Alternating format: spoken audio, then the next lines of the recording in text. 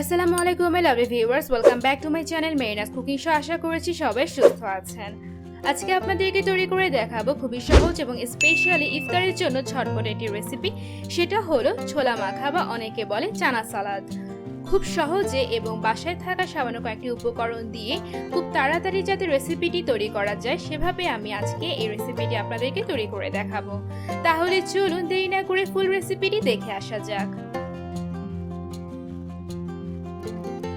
ছোলা মাখা তৈরি করার জন্য আজকে আমি 1 কাপ পরিমাণ সিদ্ধ ছোলা নিয়েছি।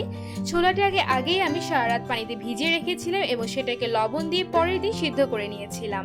এখন সেই সিদ্ধ করা ছোলায় ফার্স্টে দিয়ে দিব 1/3 কাপ পরিমাণ পেঁয়াজ কুচি, দিয়ে দিব 1 টেবিল চামচ পরিমাণ কাঁচামরিচ কুচি, দিয়ে দিব 1/3 কাপ পরিমাণ টমেটো কুচি, এরপরে দিয়ে দিব 1/2 কাপ পরিমাণ শসা কুচি, দিয়ে দিব 1/2 চা চামচ পরিমাণ গোলমরিচের গুঁড়া, এরপরে দিয়ে দিব 1 চা চামচ পরিমাণ চাট মশলা, দিয়ে দিব আগে থেকে সিদ্ধ করে রাখা একটা ছোট সাইজের আলুটাকে ছোট ছোট করে সাইজ করে কেটে নিয়েছি আমি সিদ্ধ করার পরে।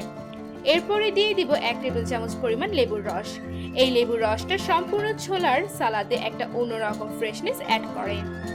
এরপরে দিয়ে দিব 1/4 কাপ পরিমাণ ধনেপাতা কুচি, দিয়ে দিব 1 টেবিল চামচ পরিমাণ সরিষার তেল, সবশেষে দিয়ে দিব পরিমাণ মতো বিট লবণ। এখন ভালোভাবে সবকিছু একসাথে মিশিয়ে নিতে হবে। হয়ে গেল খুবই মজাদার ছোলা মাখা বা ছোলার সালাদ। ইফতারের সময় এই ছোলার সালাদ কিন্তু আমাদের শরীরে প্রোটিনের অভাবটা অনেকাংশে পূর্ণ করে থাকে। আর এভাবে যদি আপনারা ছোলা মেখে দেন তাহলে কিন্তু বাচ্চারাও ভীষণ পছন্দ করবে খেতে।